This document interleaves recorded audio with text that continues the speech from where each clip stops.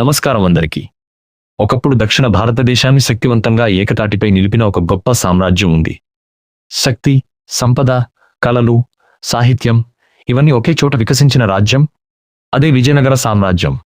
ఈ రోజు మనం తెలుసుకోబోతున్నాం ఈ సామ్రాజ్యం ఎలా ప్రారంభమైంది, ఎలా ప్రపంచంలోనే గొప్ప నగరాల్లో ఒకటిగా మారింది, మరియు ఎందుకు ఒక్క యుద్ధంతో దాని పతనం ప్రారంభమైంది. స్థాపన కథ. 14వ శతాబ్దంలో దక్షిణ భారతదేశం అనేక చిన్న చిన్న రాజ్యాలుగా విభజించబడి ఉంది. బయట నుంచి దాడులు పెరుగుతున్నాయి, ప్రజల్లో అస్థిరత ఉంది.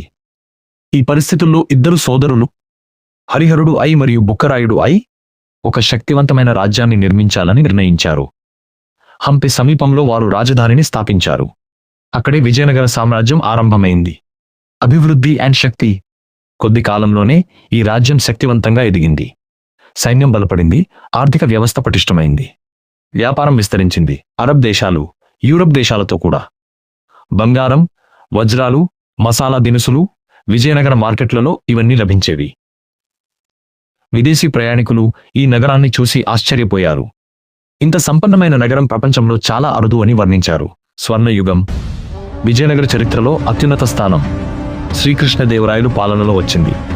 అతను కేవలం యోధుడు కాదు, ఒక గొప్ప పరిపాలకుడు, కళల పరిరక్షకుడు. అతని కాలంలో తెలుగు సాహిత్యం స్వర్ణయుగాన్ని చూసింది. అష్టదిగ్గజాలు అనే కవులు రాజ్యసభలో వెలుగొందారు. ప్రజల సంక్షేమం కోసం అనేక కార్యక్రమాలు చేపట్టాడు. కాలువలు, దేవాలయాలు, పట్టణ నిర్మాణం అన్నీ అభివృద్ధి చెందాయి. పతనం వైపు ప్రయాణం. అయితే ప్రతి సామ్రాజ్యానికి ఒక ముగింపు ఉంటుంది. 1565లో జరిగిన తాళికోట యుద్ధం విజయనగరానికి ఒక పెద్ద మలుపు. ఈ యుద్ధంలో శత్రు రాజ్యాలు కలిసిపోయి దాడి చేశాయి. విజయనగర సైన్యం బలహీనపడింది. యుద్ధం తర్వాత రాజధాని నగరం దోపిడీకి గురైంది.